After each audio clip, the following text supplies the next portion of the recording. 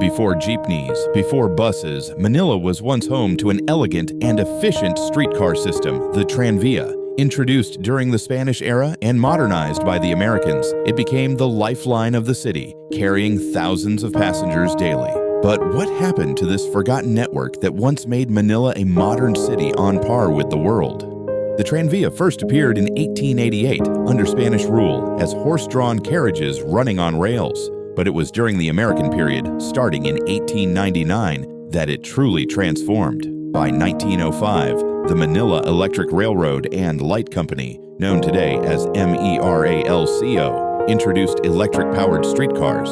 Soon tracks stretched across Intramuros, Binondo, Escolta, and extended to towns like Pasig, Malabon, and San Pedro Macati. For the first time, Manila had a transportation system that could rival those in Europe and America. The Tranvía quickly became part of daily life.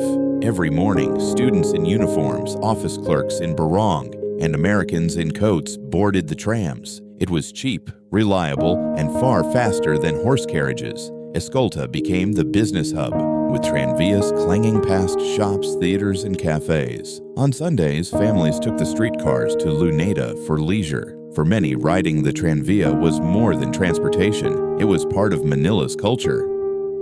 By the 1920s and 30s, the Tranvía was at its peak.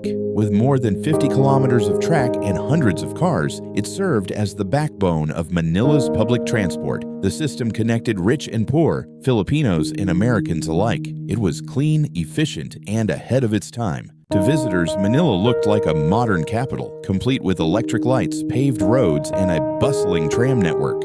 It was the Pearl of the Orient, and the Tranvía was at the heart of its progress.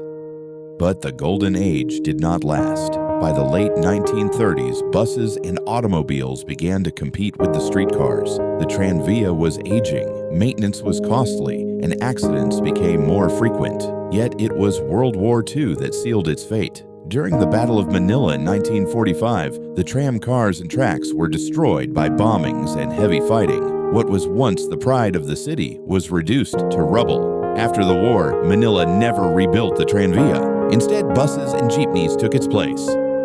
Today, the Tranvía is a forgotten chapter in Manila's history. Traffic congestion dominates the streets, where trams once glided smoothly. But traces remain, hidden rail tracks buried under asphalt, or old tram posts standing silently by the roadside. For historians, the Tranvía symbolizes a lost opportunity, a vision of a modern Manila that was never fully realized. If it had survived, perhaps the city's story of traffic would be very different today.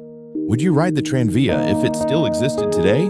Share your thoughts in the comments. And don't forget to subscribe for more forgotten stories of Philippine history.